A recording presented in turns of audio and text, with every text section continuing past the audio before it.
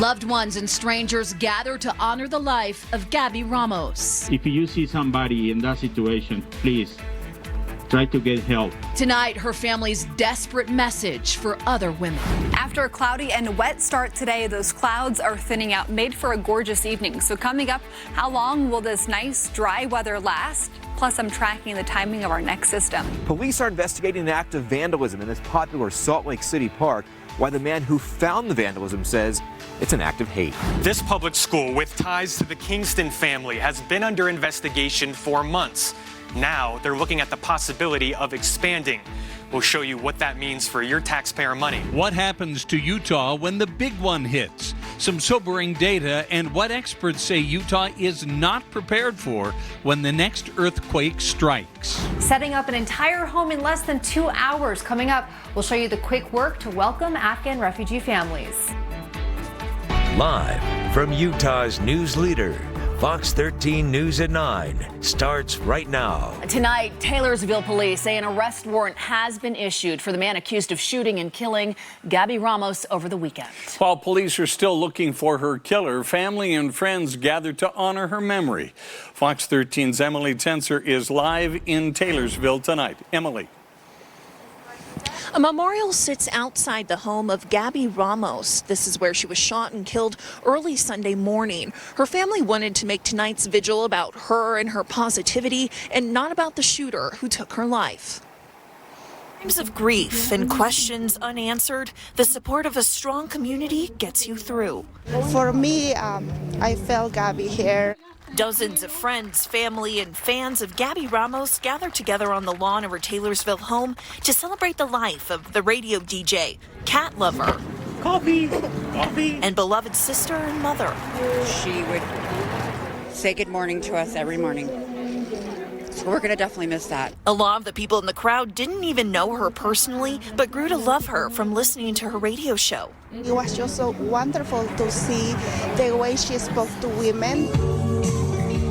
The crowd listened to her favorite rock songs and drank and ate food together. But despite the celebration of her life, her loved ones are still waiting for justice. Because we saw how much attention other women have had in the media.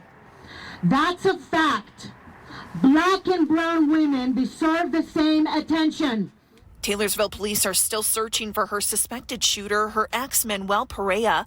Her family is pleading with women in abusive relationships to get out. If you see somebody in that situation, please try to get help. She matters. Her life matters. Justicia! Justicia! Justicia! Taylorsville police are not releasing any new information at this time. That's to allow the U.S. Marshal's Office to chase down leads. If you see Manuel Perea, police say do not approach, just call 911. Reporting live in Taylorsville, Emily Tenser, Fox 13 News, Utah. Emily, thank you. We've got a developing story tonight. Law enforcement stopped a potential attack at Weber High School by a student. They're not saying when. Well, this evening, district administrators could not share specifics about the case or the name of the student involved. However, they do tell Fox 13 News that because this was acted upon so early, no one was harmed and there was never an imminent danger to students or the school.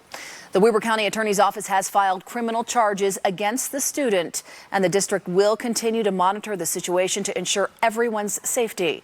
We, of course, will keep you posted as we learn more. New tonight, Salt Lake police have arrested an alleged drunk driver who led officers on a chase over the weekend that claimed an innocent woman's life. Police say 39-year-old Christian Facer was being chased by North Salt Lake police from US 89 to I-15 before he eventually crashed his truck into a woman's car in Rose Park, killing her and badly injuring her passenger. The woman who died has been identified as 33-year-old Tai Huang Vu, who went by the name Tai Vu Mims. She and her husband owned Mims Bakery in Salt Lake City. If you'd like to help the Mims family, we have a link to a GoFundMe page you can donate to. Just go to fox13now.com. Salt Lake police have arrested a man accused of trying to break into an apartment with an axe early this morning. It happened right about 8. Officers responded to a burglary in progress near 1st South and 3rd East. They discovered 26-year-old Ibrahim Alabassis trying to get in the front door with the axe. He had apparently been invited to a party and was angry when he was asked to leave. After questioning Alabassis, investigators linked him to a stabbing last Saturday at Pioneer Park.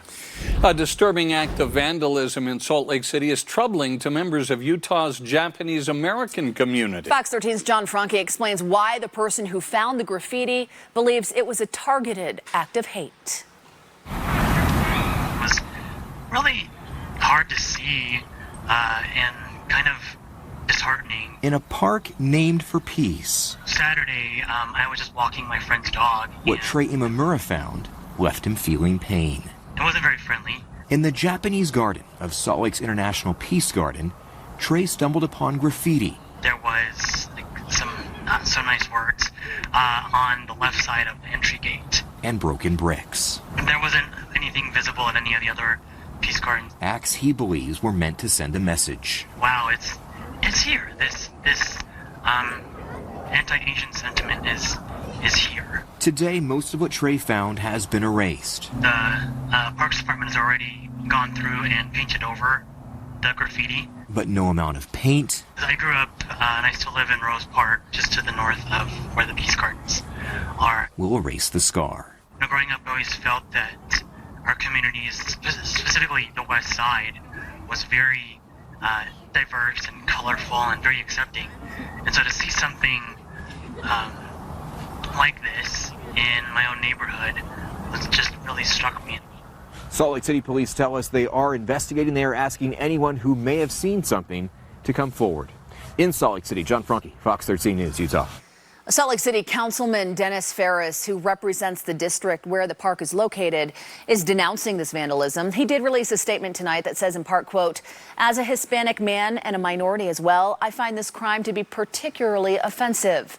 The International Peace Garden is a space specifically designed to be inclusive to all of our community members, and an attack against one is an attack against all." Salt Lake County Mayor Jenny Wilson is offering incentives to get county workers to be vaccinated.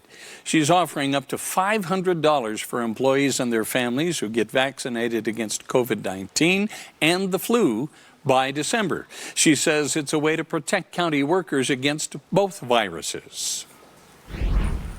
What a cold, wet morning. Rain for some of us, snow for others. That's right. Hi, Allison. Yes, quite a bit of it, but guess what? The clouds have cleared, giving us a gorgeous view of the Hunter's Moon. This picture taken tonight.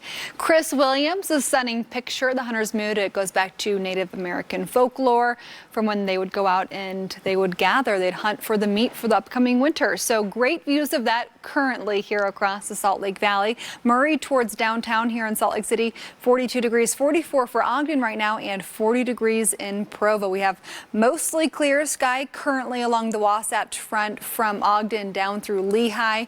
Once you're up in the mountains, that's where it's a little bit cloudier right now, and we have dry conditions across southern Utah. So this afternoon, very different than it was this morning, and tomorrow morning as you wake up and you send those kids out to school, you'll have dry conditions, but it will be cool out there. So when you first wake up tomorrow morning, prepare for mid-30s for Provo, 41 for Salt Lake City at 7 a.m., 40 in Ogden at that time, and Logan below freezing at 7 a.m. So bundle up tomorrow morning. However, tomorrow afternoon will be warmer and a bit breezier than what we've had here across the state the last few days. I'm also tracking our next storm moving in, all the timing of that, and if it will impact your weekend plans coming up. A public school with ties to the polygamous Kingston family has received more than $1 million. Now they're looking at the possibility of expanding. We'll have more as Fox 13 investigates after the break. Winter is fast approaching, and temporary beds for people experiencing homelessness are about 200 short. The story coming up. Lawmakers get a chilling presentation about Utah's infrastructure in an earthquake. The Jazz start their season tomorrow. Coming up, we'll hear from the team as they get ready to start their run for a championship. A public charter school in West Valley City with ties to the Kingston polygamous group would now like to expand. All of this despite looming questions about the way the school has handled millions of dollars in taxpayer money. Fox 13 News investigative reporter Adam Herbetz has tonight's update. Well, Bob, Kelly, since our first story, Vanguard Academy has been placed on warning status by the state charter school board. Some of them have questions about whether this is truly a public school or whether it operates as more of a private or religious school, accepting public money. The school has been under investigation for months after Fox 13 discovered Vanguard Academy has only ever enrolled one non-white student and that the school has spent hundreds of thousands of dollars on companies related to the Kingston family. Former members of the group tell us they believe the vast majority of students are part of the polygamous group. We've also learned that most board members either have the last name Kingston, are married to someone who has the last name Kingston, or are known members of the Davis County Cooperative Society, which is another name for the Kingston group. I feel like those issues are clearly not resolved.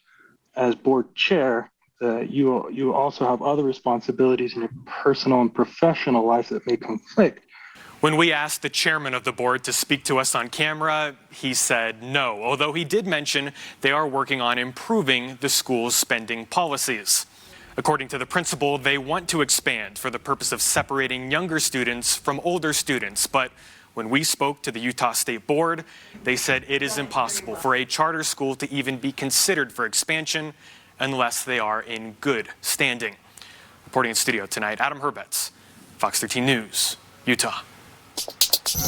All right, moms, dads, if you have not spoken to your teen about safe driving, now's a really good time. This week is National Teen Driver Safety Week. Zero Fatalities reports there have been 33 deaths involving teen drivers on Utah roads in just the past year. The Utah Highway Patrol says there are simple things teens can do to increase their safety, including not driving distracted. That's a biggie. Also setting specific expectations and rules and never speeding. But perhaps even more surprising is the influence parents have on their teen drivers. Making sure that those teens are responsible with themselves and all of their passengers.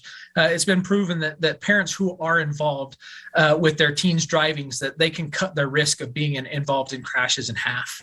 He says parents should start talking about driving rules and expectations long before their child turns 15 years old.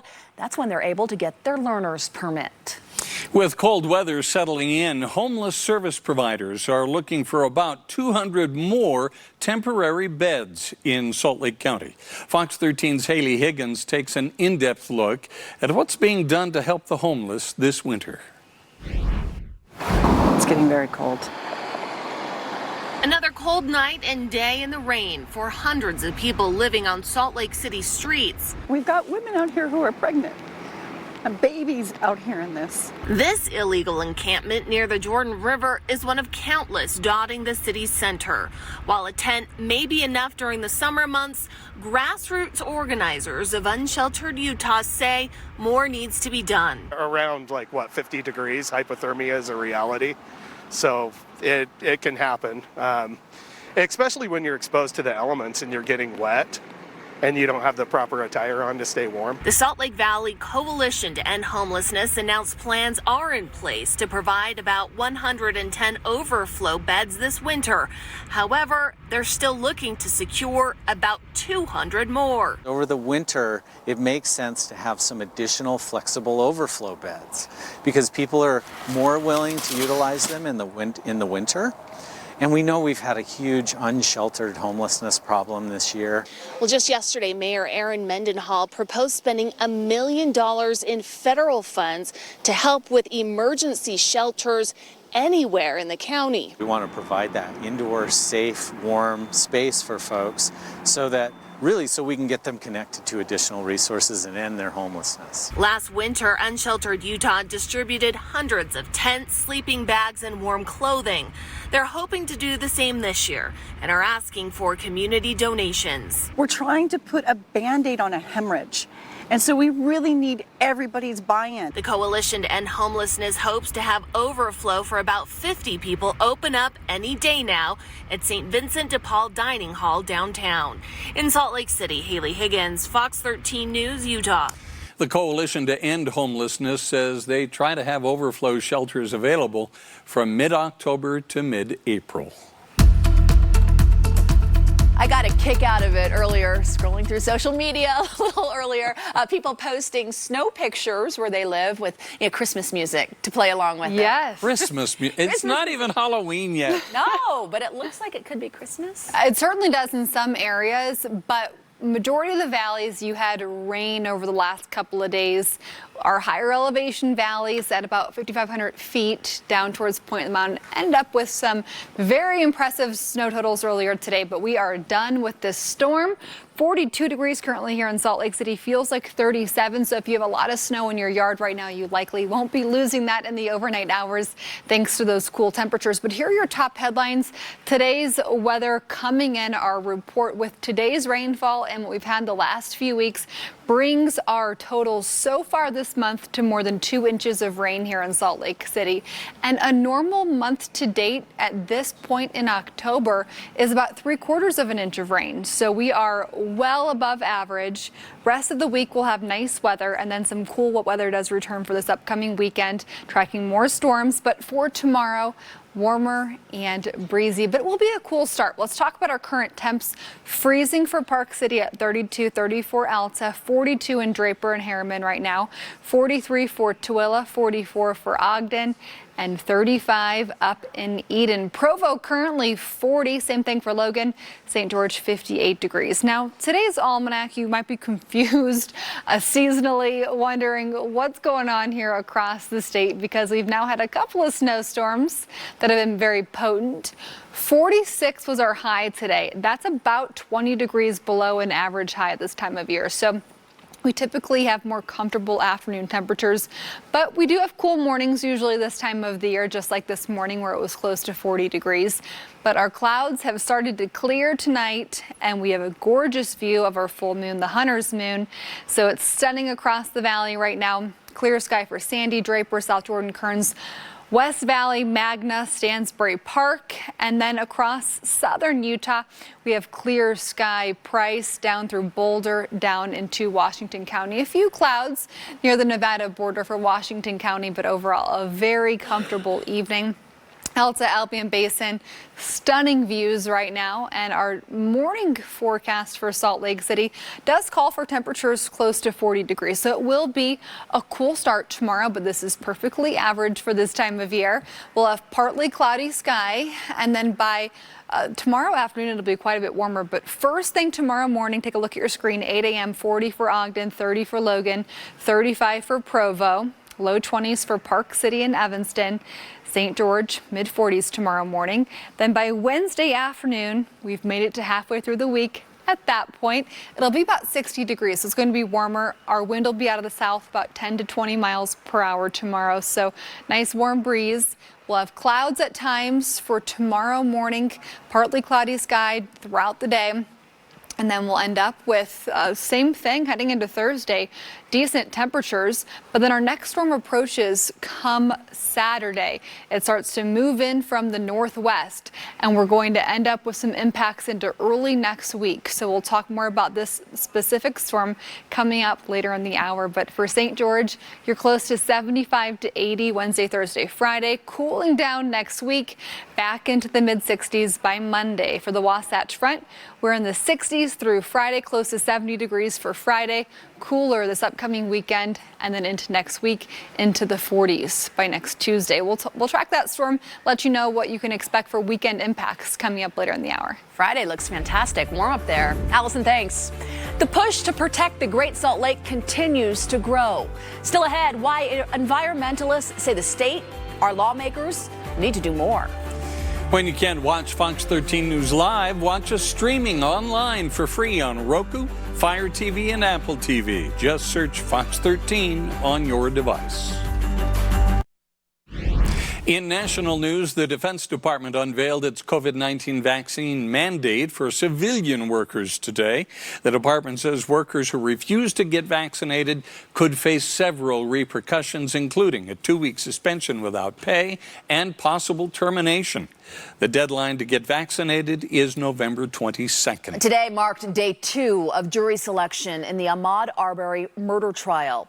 The 25-year-old black man was out for a jog in Brunswick, Georgia, back in February of 2020 when he was killed. 3 white men are accused of chasing down and shooting him. Gregory McMichael, his son Travis McMichael, and their neighbor William Roddy Bryan Jr., all charged with malice and felony murder. They have pleaded not guilty. A U.S. Capitol Police officer has pleaded not guilty to charges connected with the January 6th insurrection. Officer Michael Riley faces 2 counts of obstruction of justice. Prosecutors say the officer told a rioter online to take photos and videos of the attack off of social media, saying he had their same political beliefs and that he was just looking out for him.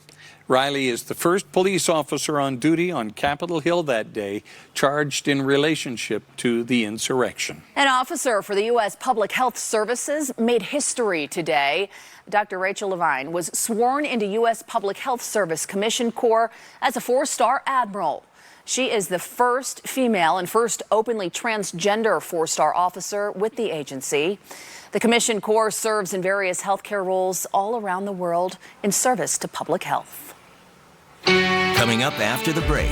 An incredible feat. The many hands who made quick work of setting up an entire house for a refugee family. Plus, see what happened when volunteers came face to face with this grateful family. When it comes to earthquake preparedness, we are just vastly underprepared. Pretty terrifying numbers out of a budget presentation about earthquakes and infrastructure. The Milwaukee Bucks open up their defense of an NBA championship. Plus, we'll hear from the Jazz one night before they start their season.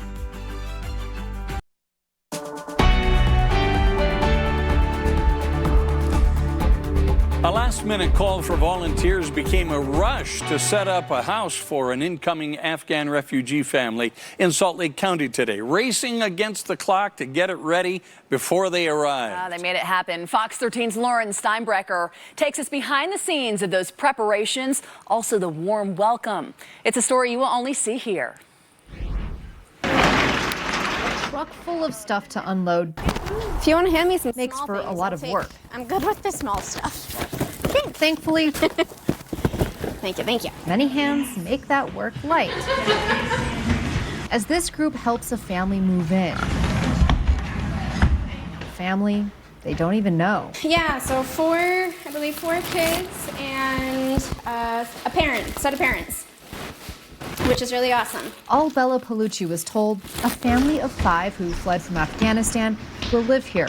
Catholic Community Services is coordinating services and resources for them. There's a lot to set up. There's a lot to set up. They get a whole house.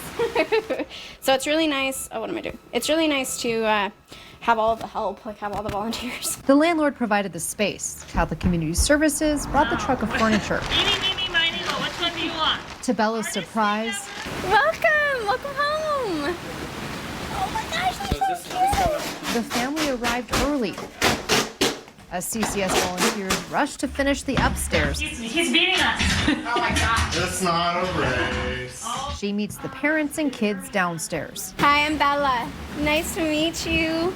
Hello. Providing a warm welcome and a place to call home. But it's really great. It's awesome to see them kind of settle in, see where they're gonna live, and see how they like it, It's really great. Especially the kids, it's really fun. Seeing how they adapt to everything. In addition to setting up the house, Catholic Community Services is leaving the family with hygiene kits, backpack kits, even some blankets and books for the kids to help them settle into their new life. In Salt Lake County, Lauren Steinbrecher, Fox 13 News, Utah. Welcome home. Catholic Community Services does expect to help 120 refugees from Afghanistan. They say their biggest need is housing. Anyone with a home or rental donation can fill out a questionnaire, and we'll post that on our website, fox13now.com.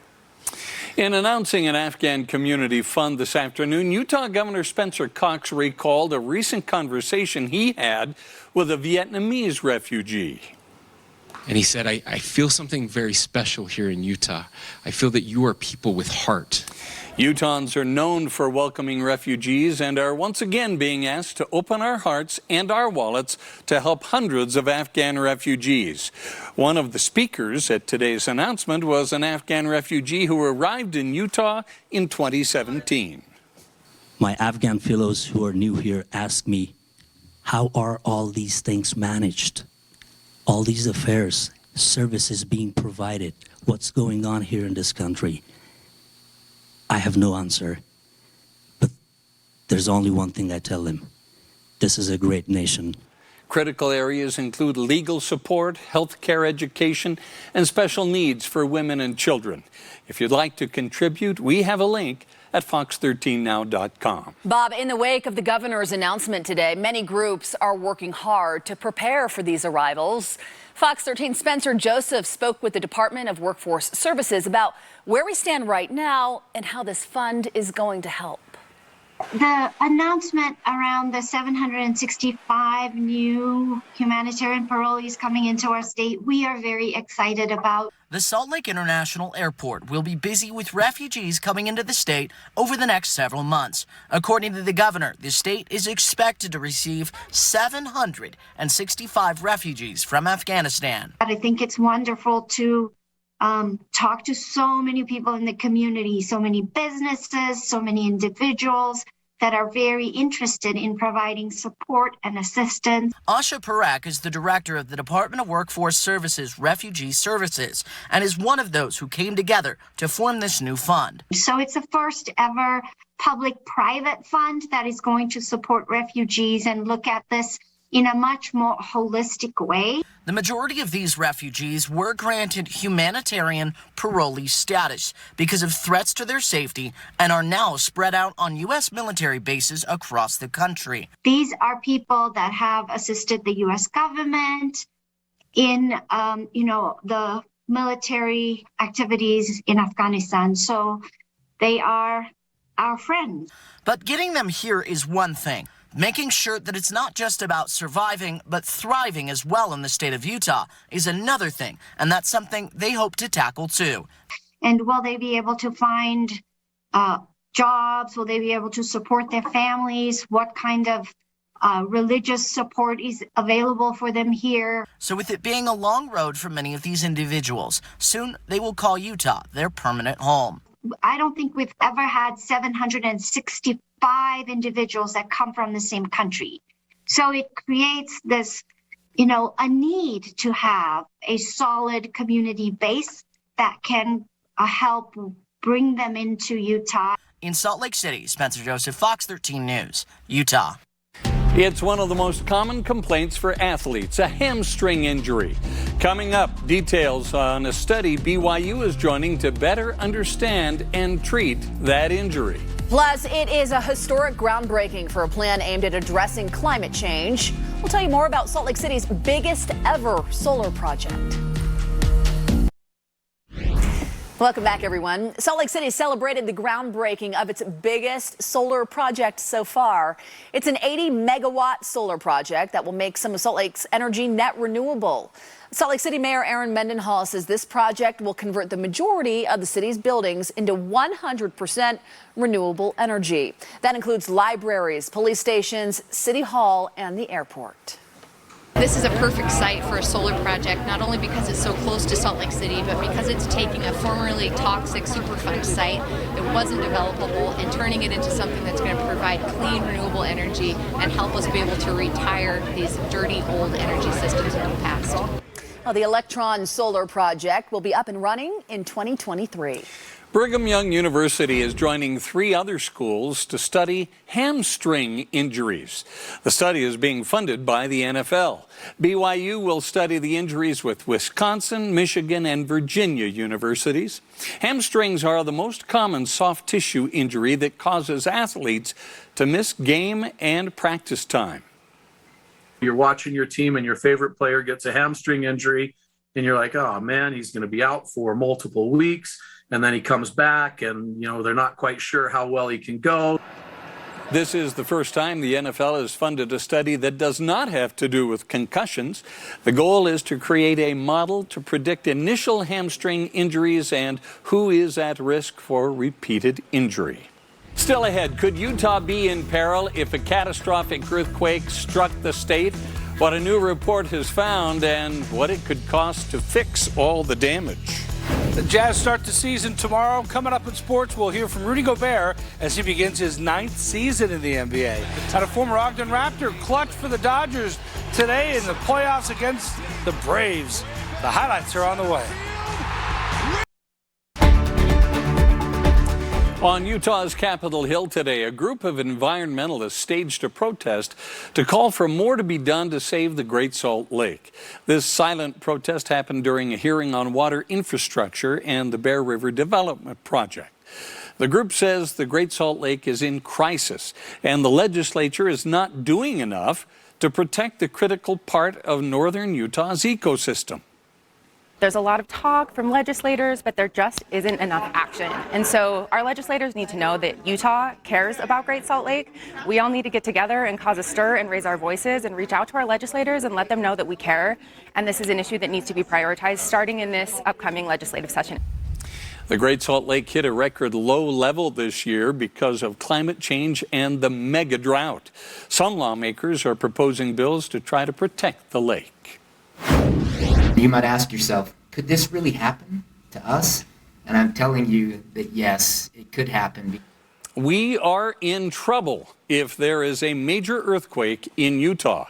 Utah's infrastructure could be devastated. It sounds grim, but that was a warning given to state lawmakers today. Fox 13's Ben Winslow has the story from Utah's Capitol Hill. 80% of Utah's population lives within 15 miles of the Wasatch Fault. A Utah State University professor testified about what would happen if a major earthquake were to hit the Wasatch Front. Everything that's colored in red or pink is ground that is expected to liquefy. Here's the horrifying projections for a 7 or greater magnitude quake along the Wasatch Front. 2,500 dead. 8,000 injured, 84,000 displaced homes, 330,000 homes without water for more than 90 days, and a $33 billion economic impact to the state. It's overwhelming what we need to start doing. The state has billions in infrastructure. But it really is a drop in the bucket when you begin to look at the billions of dollars in losses that will sustain in addition to the loss of life. The last major earthquake was epicentered in Representative Claire Collard's district in Magna. She's running legislation to try to get more resources for earthquake readiness. In the state of Utah, we pride ourselves in being prepared. We have our 72-hour kits, and we have all of these things to help us be prepared for any eventuality. And when it comes to earthquake preparedness, we are just vastly underprepared. But it could cost taxpayers billions. Well, when you take a look at it, I mean, obviously it's overwhelming the amount of money, and we don't have that kind of money. And where are you going to take that money from? Utah State University is asking the legislature for money to create an earthquake engineering center. They would look at retrofitting buildings and shoring up infrastructure. And historically, earthquakes with magnitudes greater than 7 occur somewhere between Brigham City and Nephi every 300 years.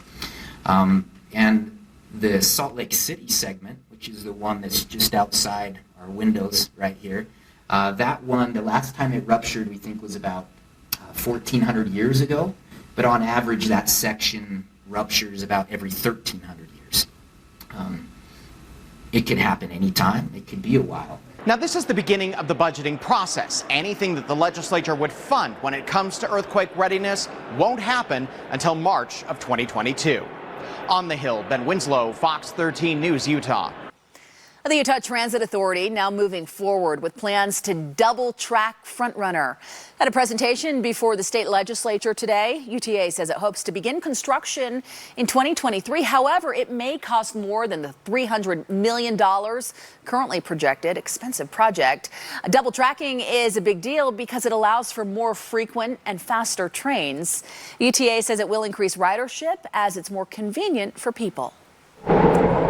Some Utah ski resorts are already announcing their opening dates for the season. Park City Mountain Woodward, Park City, and Solitude open the earliest on November 19th. Then Alta on November 20th and Snow Basin on the 24th of November. Then in December, Snowbird opens on the 1st, Deer Valley opens on the 4th, Sundance opens on the 10th, and Eagle Point opens on the 17th. You may have noticed one of the missing resorts is Brighton. They usually try to open a little earlier than the rest. Oh, sneaky there. Mark your calendars now.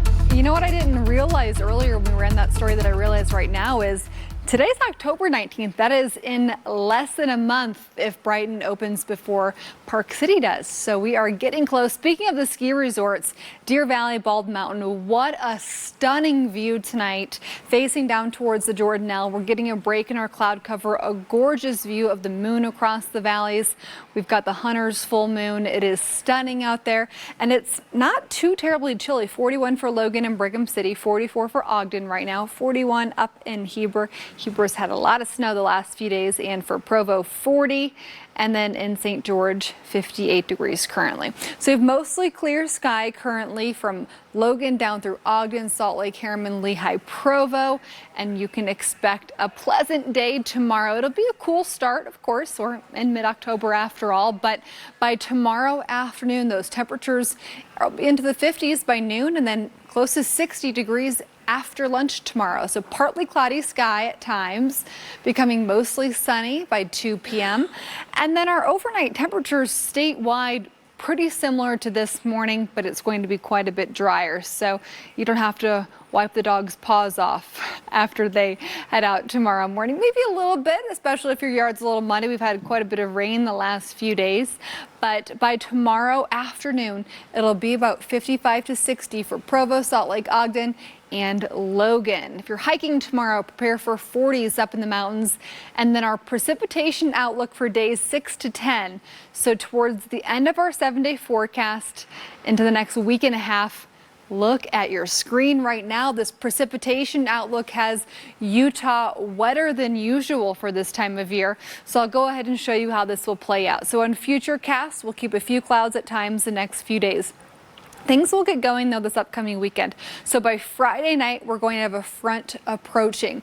We're going to see a bit of a breeze ahead of that. Behind it, our wind will be out of the northwest, but the bulk of our precipitation doesn't arrive until Saturday evening, Saturday late in the day. By Sunday, we see valley rain, and then we start to see some mountain snowfall. However, what I do want to point out is that by Tuesday, we could potentially see those snow levels really spiraling down low, so we could see some more valley snowfall out of that system.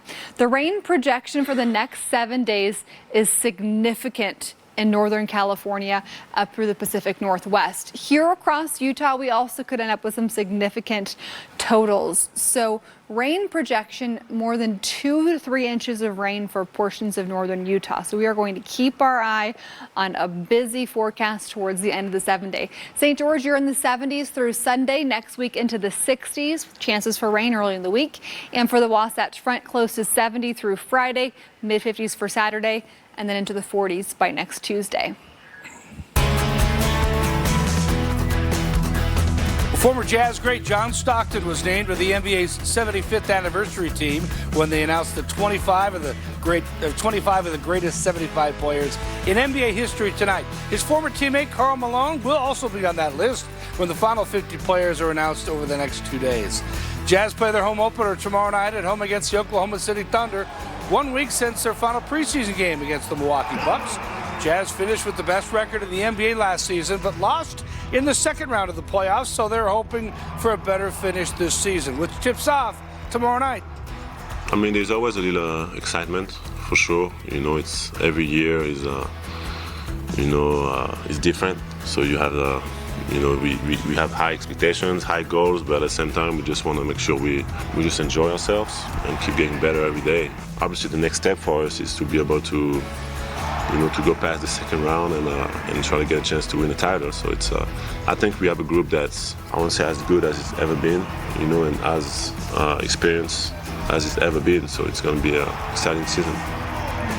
Defending NBA champion Bucks showed off their rings and banner before they tipped off the season against the Brooklyn Nets. Giannis Antetokounmpo led the Bucks with a double-double, 32 points, 14 rebounds, as the Bucks beat the Nets 127-104 in the first game of the season. Game 3 of the NLCS between the Dodgers and Braves. Former Ogden Raptor Cody Bellinger came up big time for LA.